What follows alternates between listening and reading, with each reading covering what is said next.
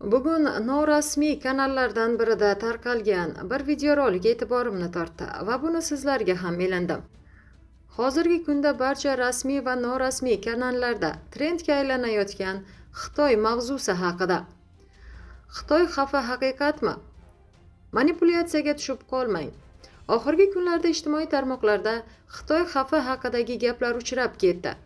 Nima emish, go'yoki xitoyliklar yerimizni egallab oladi, dinimizga qarshi chiqadi, uyimizni tortib oladi degan hech bir mantiqqa to'g'ri kelmaydigan gaplar. Davlat qarab turmaydi-ku. Bularni barchasi bir hovuch zanglagan, aytib bo'lmaydigan haqoratomuz so'zlar keltirilgan. Qadimda eng katta savdo yo'li bo'lgan Buyuk Ipak yo'li, u ham Xitoydan boshlangan-ku. Markaziy Osiyo o'sha yo'lning eng qaynoq nuqtalaridan biri bo'lgan. Xitoydan ipak, qog'oz kirib kelgan. Farg'onadan otlar Xitoyga sotilgan.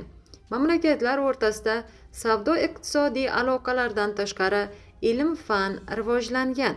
Baraka topkurlar. Agar shu yo'llar bilan egallab olish mumkin bo'lganda, o'sha paytlardayoq qaram bo'lib qolgan bo'lardik-ku. Sal fikr qilib, kallani ishlataylik, manipulyatsiyaga tushmaylik degan videolar tarqaldi. Xo'sh, sizning fikringiz qanday?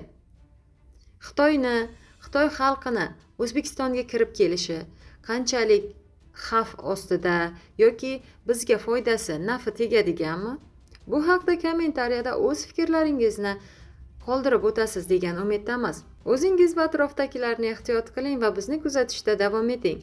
Barcha uchun kerakli va muhim bo'lgan mavzudagi videoroliklarni tayyorlab, taqdim etib borishda davom etamiz.